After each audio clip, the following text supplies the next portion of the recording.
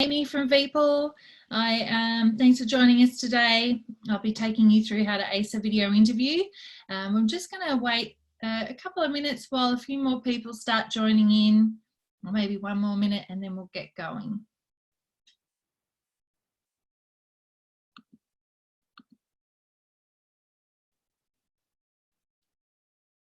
So if you can just remember to mute your microphone throughout the session, we'll allow some questions at the end, and you can also use the chat function to ask questions along the way, and I will answer those for you at the end as well.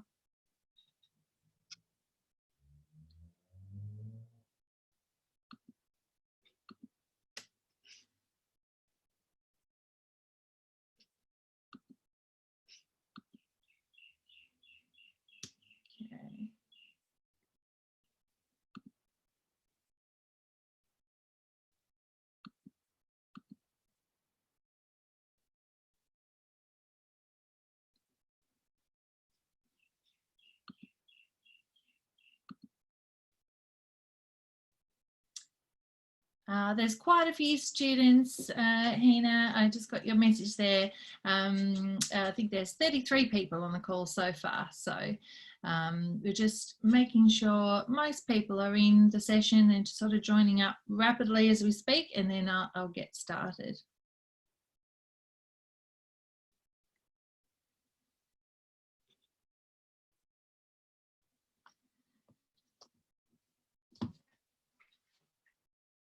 Hope everyone's doing well today.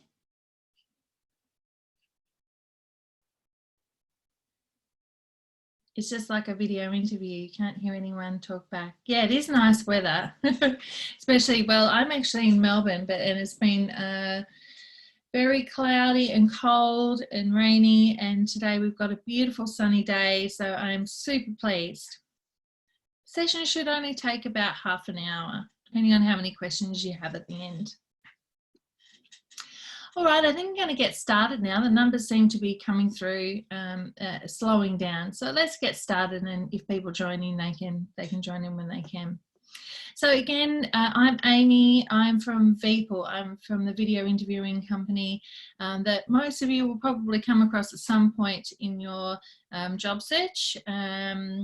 You may come across us in a casual job, or you might come across us doing a video interview for a graduate position. So I wanted to let you know that VPOL is Australian owned and operated. We are based out of South Yarra here in Melbourne, but all from home at the moment. And we do a lot of work in the graduate space and a lot with universities as a practice tool as well. So I'm going to let you know today a little bit about the graduate recruitment process, what is video interviewing, why do companies use it, and then how to smash a video interview. And I have a practice interview for you at the end, but you also do have some practice interviews in Career Hub set up by UTS for you to use at any stage. So if you have any questions about how to access those, let us know, and we can help you out there as well.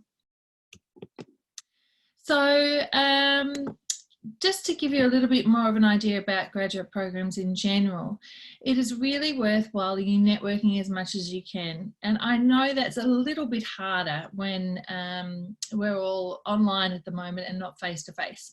But what you can do is connect in with companies like Grad Connection. A lot of these organisations like the Big Meet, etc., are having their sessions online, and a lot of universities and clients are running joint sessions together with the clients and the careers department. So try to get as much as involved as you can with those things, because throughout the recruitment process, sometimes these companies are dealing with 20,000 applications, especially the big five.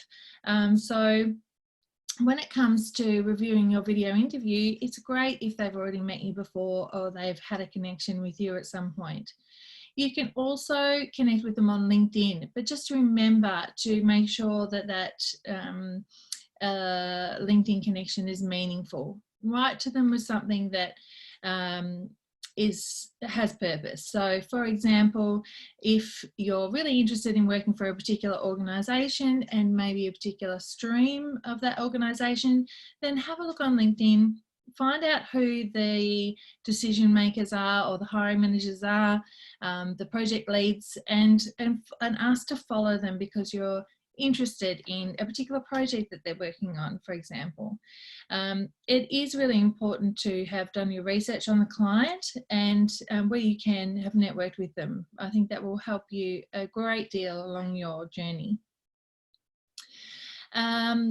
Also, there are websites like Whirlpool, forums where graduates get on, they share information about particular graduate programs, and sometimes the actual grad manager gets on there too and answers questions.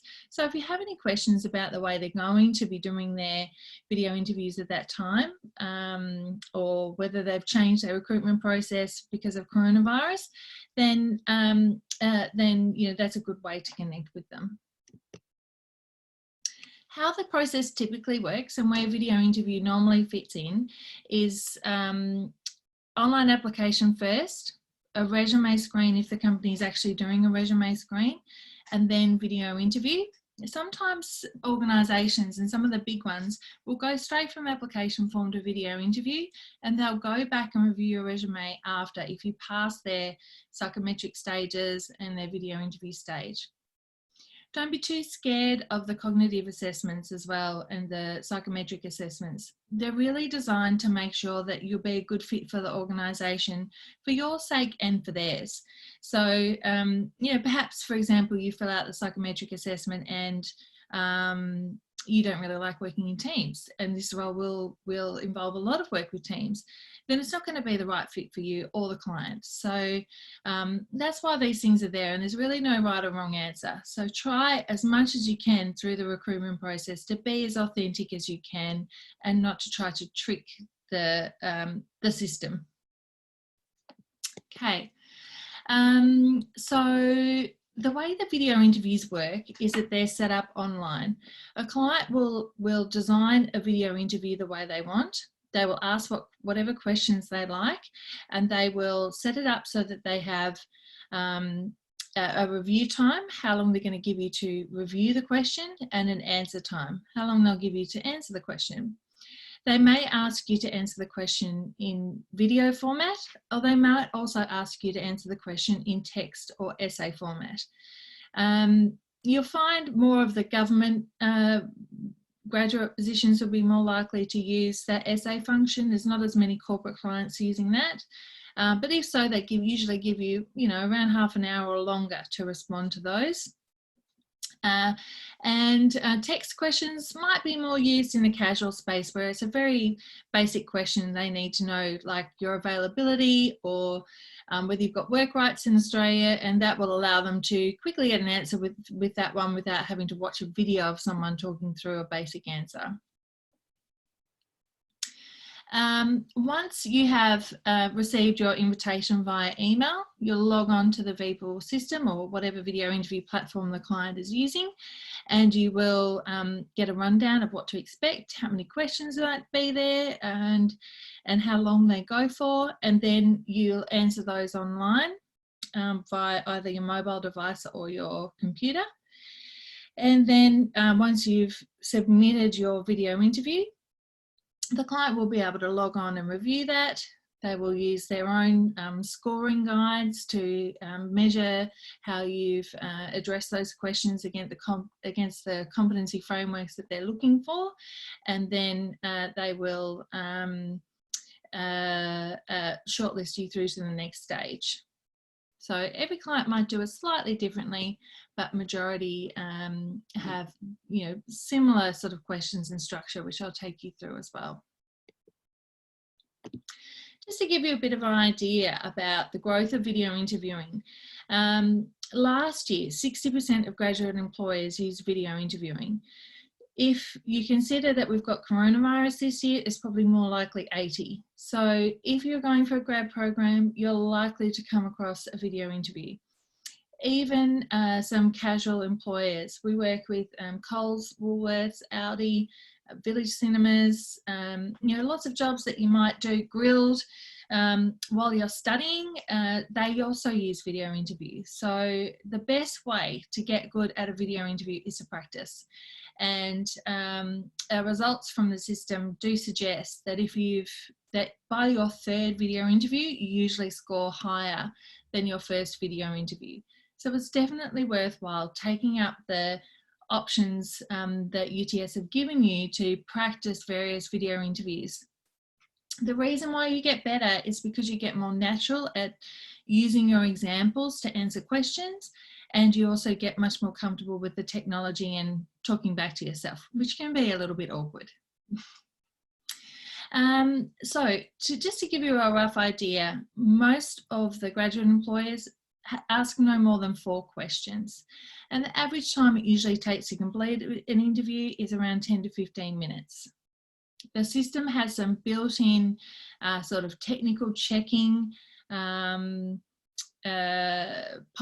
that will occur if they've had trouble capturing a video, or maybe the internet's a bit dodgy, and it'll ask you to have another go at just that question that they had trouble capturing, and then you can have another go at it. Usually a client won't let you have another turn at it if it is just you freaked out or you didn't leave yourself enough time.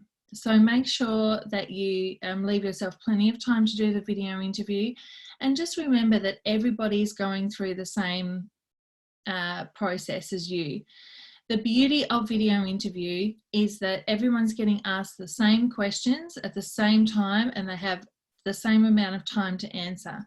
And this makes it a little bit more fair for everyone than, say, a phone interview where, you know, you might get called by different people, and maybe one person loves that you both for the same football team as them, and they give you a little bit of a helping hand along the way.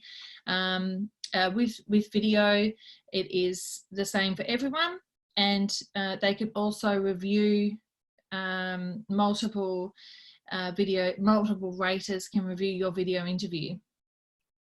The type of questions that they typically ask for is motivation for your application. And this one, clients have said to me before that they're really looking for why you've applied for their particular program. They don't want to hear, oh, because you're a global organisation. They really want to know that you've done your research, make sure that you've looked at what's happening in the news, and what projects they might be working on or have just won, that you can show that you've done your research on them. They sometimes feel like maybe people are applying for hundreds of jobs and it doesn't really matter which one they get. They really want to know that you're motivated to work from them and what you can bring them.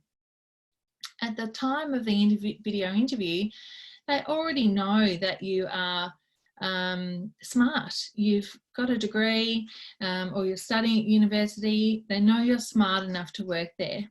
What they want to know now is, can they work with you, and would you enjoy working with them? So this is really about letting your natural personality shine through, and helping the client get to know you a little bit along the way.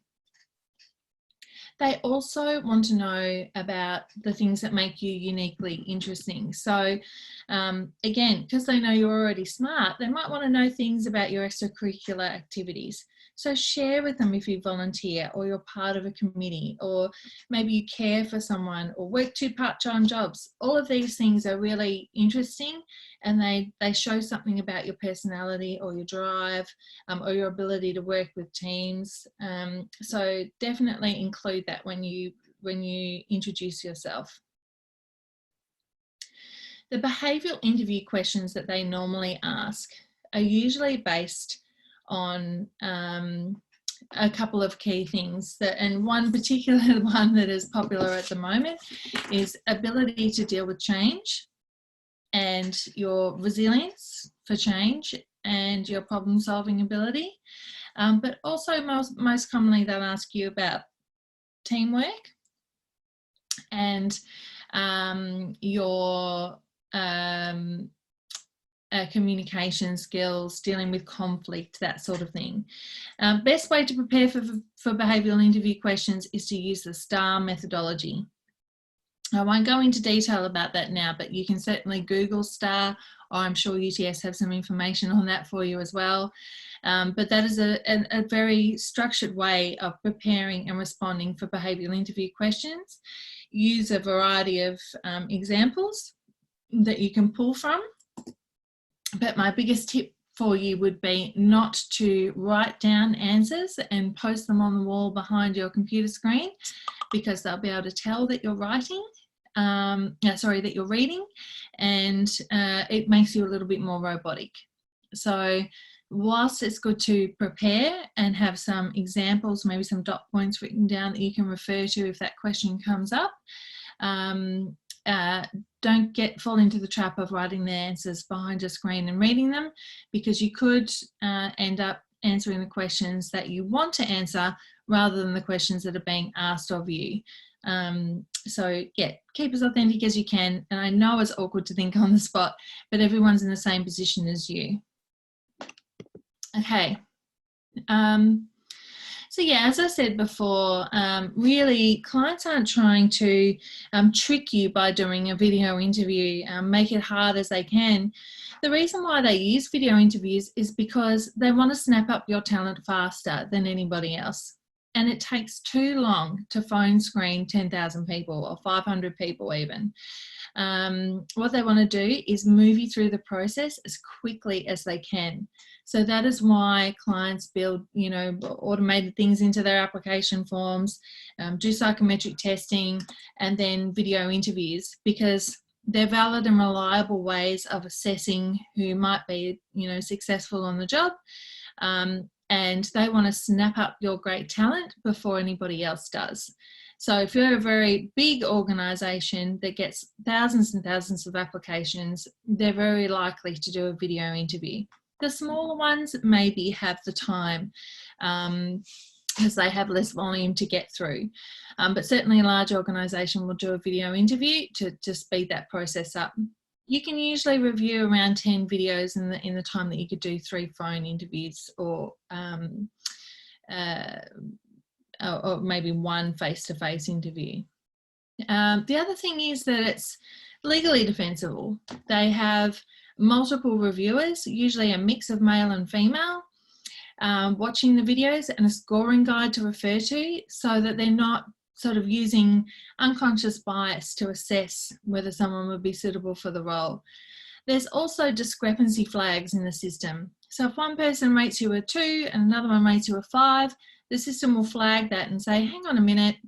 So the recruitment administrator can go back in and say, hey Bob, why did you give Sarah a 5 when Mary gave her a 2? And they can just delve into that a little bit deeper to make sure that the review process is sort of fair and equitable.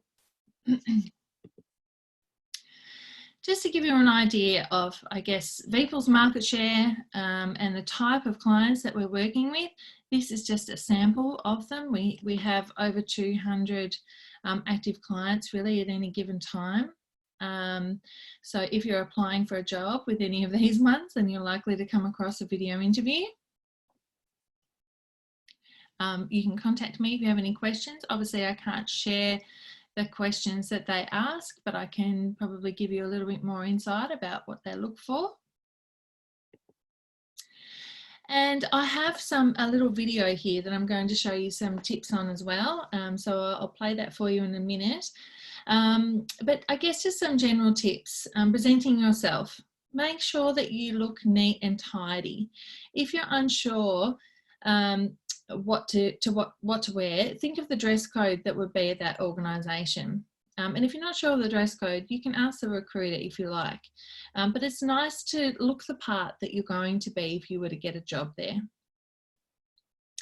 Always be prepared to sell yourself, as you don't know what the question will be. So as I mentioned before, write some dot points down about what you could bring to the position, what you know about the position, and some examples of some behavioural interview questions that show your ability for handling change, your resilience, your teamwork, conflict, and problem solving. It's probably the main ones that you'll come across. Also, make sure you're prepared to tell them what motivated you to apply for the role. And when it comes to work experience, they know that you might not have much work experience, and so that's fine to use examples from your university or your sporting or your relationships in your extracurricular activities to answer those questions. Okay, so I'm going to play this video for you. This does try to sneak away from me a little bit at times, so I will play and then I'll change the screen so you can see it.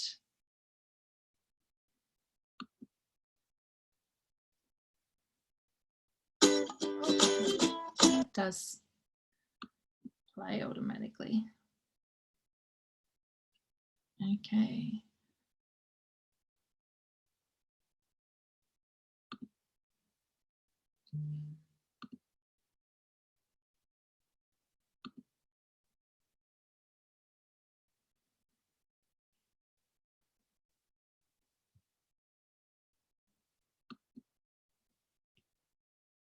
Where's my page here? Okay, now you should be able to see that screen now. Great.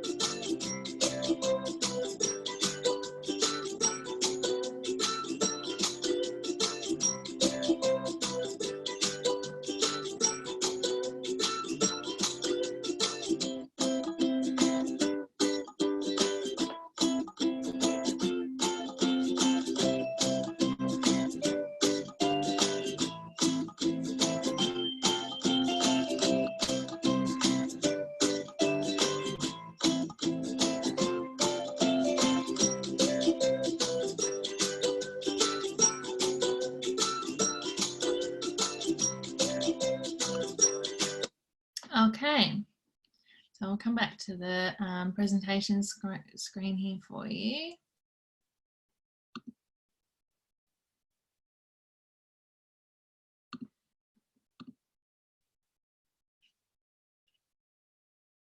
Okay, so you should be able to see that now. Great.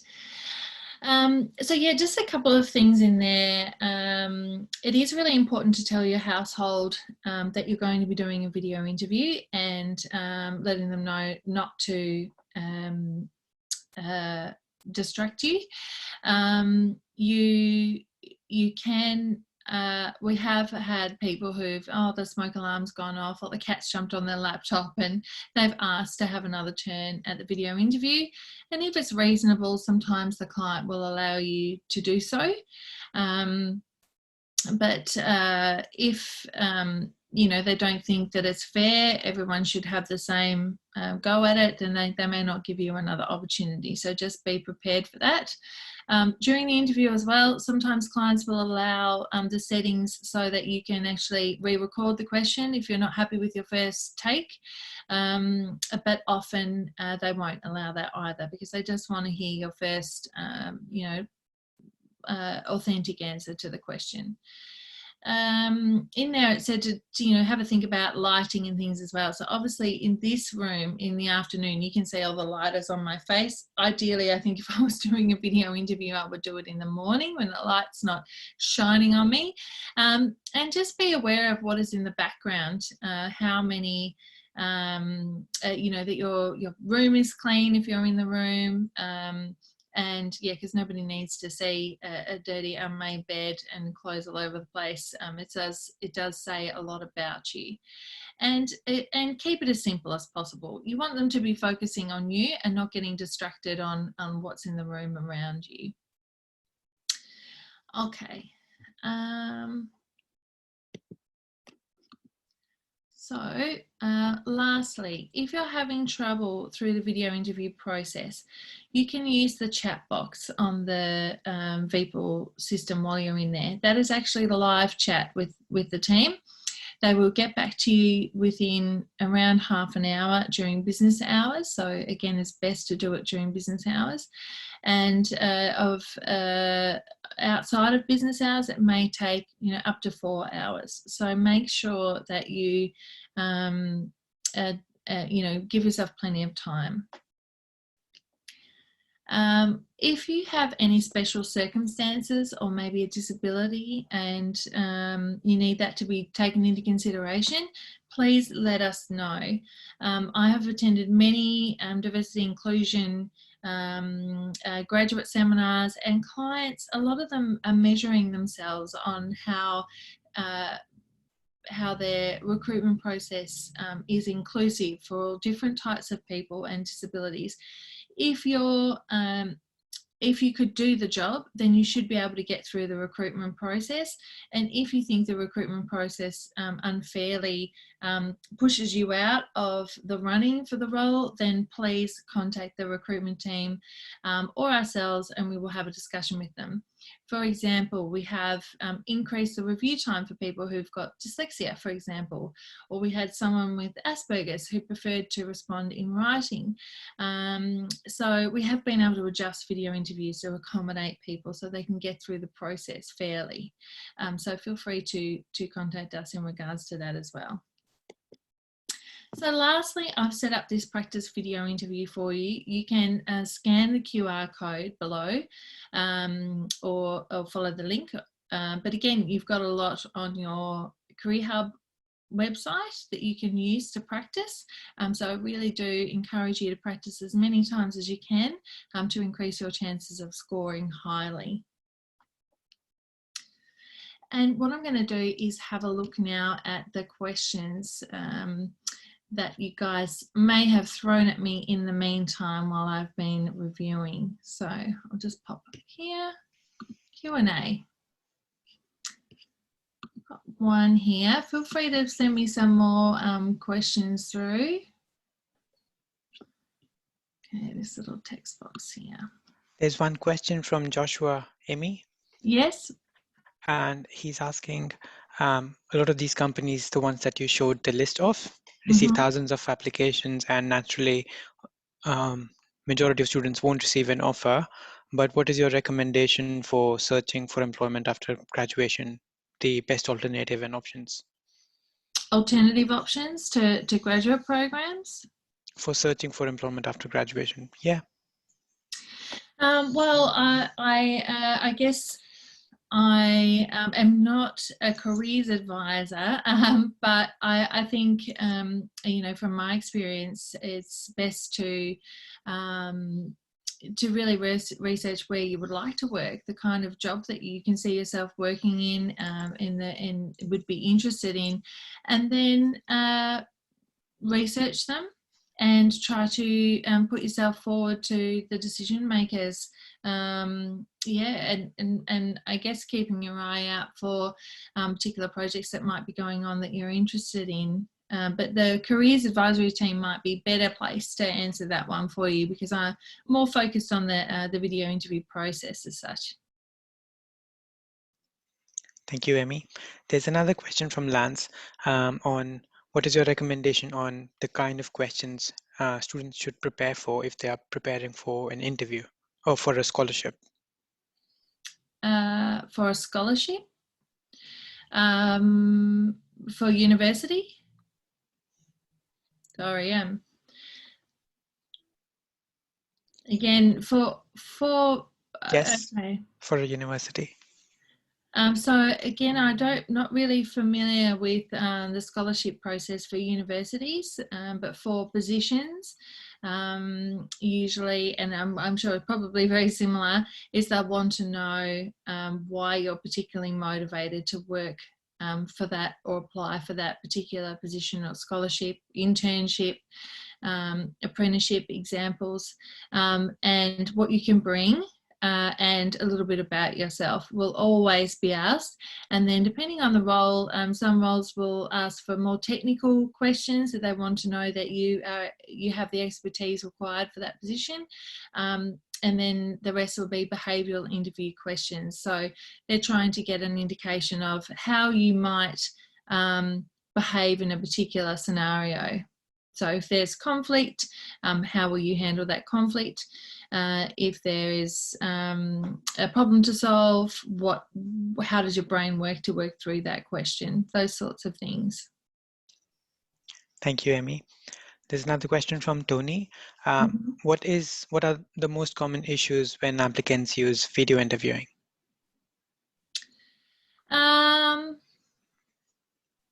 Yeah, I think that sometimes people haven't done their research on the client, and that shows. Like, even as clients have reported to me that they're using the wrong name when they're doing the video interview of the client. And also just it's the presentation, it's what's in the background. I've had people do their video interviews with, as I said, unmade beds in the background, or just, you know, looking like a slob on the couch, or topless, you know, guys that are topless, and it's just not a good look. So yeah, making sure that you're putting your best foot forward and presenting yourself that's relevant for the role that you're applying for. Thank you. How can we make our backgrounds during a video interview look more professional without making it look a bit more boring or bland?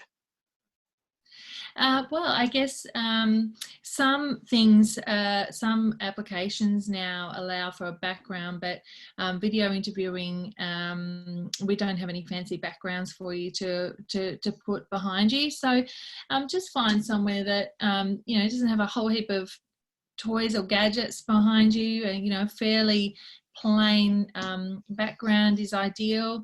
But you know, you just do the best of what you can, and know that clients are fairly understanding of this. So don't expect it to be a professional, you know, professionally recorded video. They just want to be able to get to know you a little bit without too much distraction.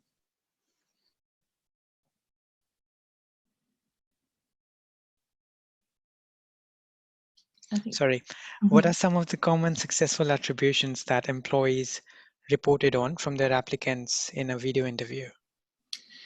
Look, actually, from the research that we've done, applicants that score higher tend to talk about customer service, teamwork, they smile. And when I say that, we don't actually have any AI technology that watches your face. A real person has to watch your video interview to score you. So know that someone really is looking at you. And it is hard to just look at a camera and smile at yourself looking back at you.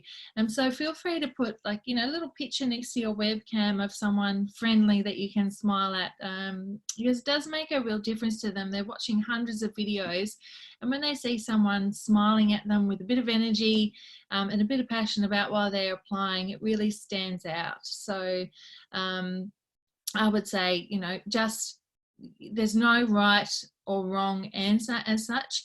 There is being prepared, doing your research, letting yourself shine through, and smiling is probably the best, you know, the best tips I can give you there.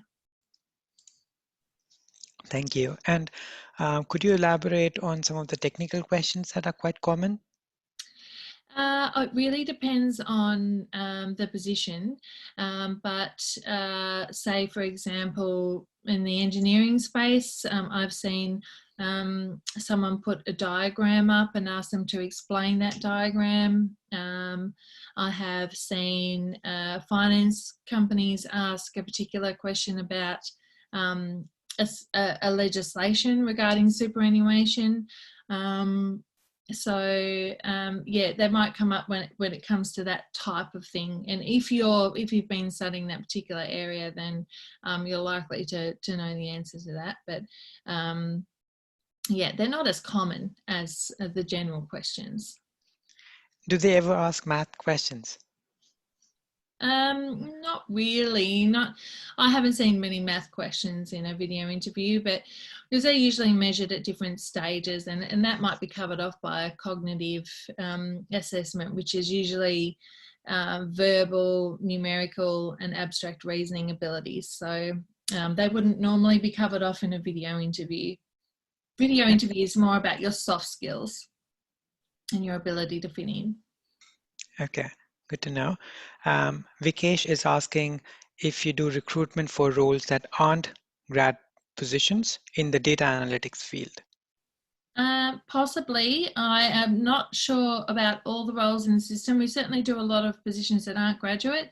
So some clients, we've got a lot of government clients, which I'm sure there'll be some data analytics in there. And yeah, you know, over 200 clients, and they don't all use us for grad. So there's quite a variety of roles that are included in the video interview process. Okay, thank you. Does someone else have any questions? You can raise a hand and you can ask a question live to Amy. Or you can post it in the group chat, or you can post it in the Q&A. You can also feel free to contact me via LinkedIn, or I'm happy for EDS to share my email address with you if you think of any questions later on. Certainly hope that it's helped take a bit of the fear factor out of the video interview process for you and give you some tips. And yes, practice, practice, practice is the best way to get good at them.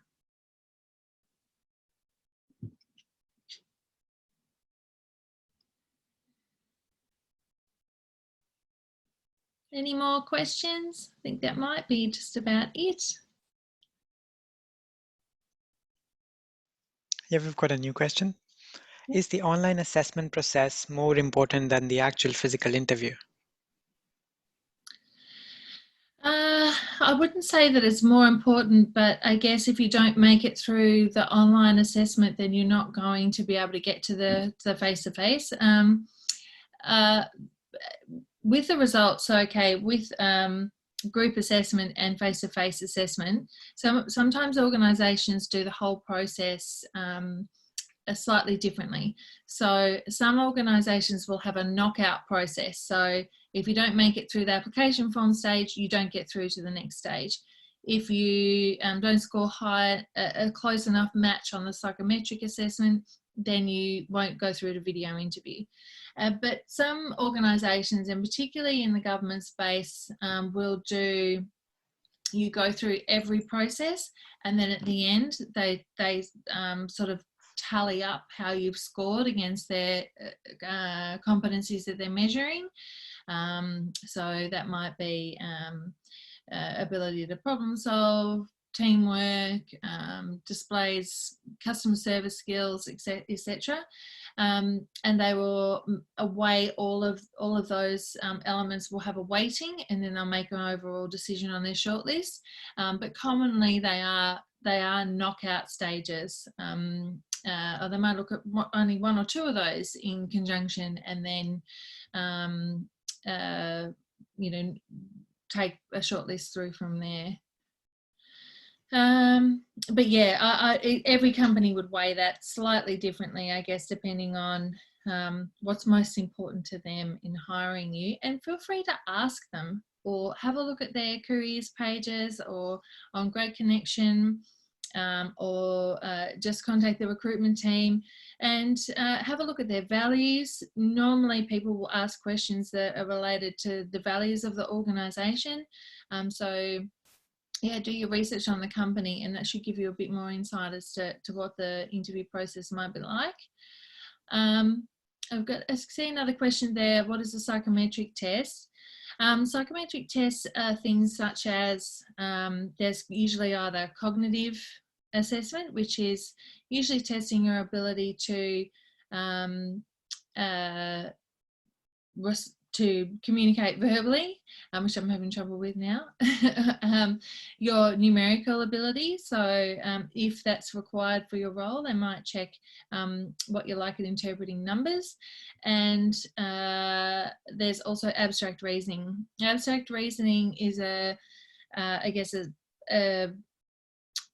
your ability to solve problems as they come up, and your ability to learn from solving the problem as you go, which is very common these days for any position really, because we're always constantly learning and solving our own problems. So those ones are quite common, and then the others usually personality based, so how you fit with the culture of the organisation and your working preference styles. So whether you're detail orientated or you prefer to work alone, things such as that. And a lot of psychometric testing companies have practice tests that you can do as well. So you can search for behavioural psychometric tests or cognitive tests, and they will give you sample tests to practice, so you get an idea what to expect. Jennifer is asking, is it okay to follow up after a video interview and ask what you could have done better in the video interview, or is it considered unprofessional? I think it's probably best. Usually, well, I guess if you haven't been successful for the job, you could ask for that information. Definitely, I think that's your right to your own development. So yeah, if you're unsuccessful, I think most recruiters would be happy for you to ask the question. And at this point, with COVID-19 situation, is it likely that video interviews would completely replace face-to-face interviews, at least for now or for the upcoming few months? Yeah, I think that it's probably likely that for individual roles, for example, or not bulk recruitment, you're likely to make it down to a short list after video interview, and then you probably have a Zoom call or a Skype or something like that. For the bulk recruitment, I notice a lot of companies doing group assessments online. So again, it might be via Zoom or Blue Jeans or something like that, and they've got breakout rooms. But yeah, I would expect probably even if you make it through the group assessment, there will then be like one-on-one phone call that you'll have when you're offered a job, just to talk through any questions that you have, and also their final sort of expectations, any questions they might have from what they saw through the application process. Thank you, Amy. We will just take one more question. You touched on this slightly, but could you elaborate again on the dress code recommendations when doing a video interview? Yeah, so neat and presentable is the best if in doubt. So, not something not your trackies and no top at all. You don't necessarily have to be suited up, but I think it's nice if you have, presented yourself like you may be going out for dinner at least, or lunch. But yeah, it's where you can try to match the dress code where you'd like to be working. So of that organisation. So if they do typically wear suits, maybe it's a legal firm, then wear a suit.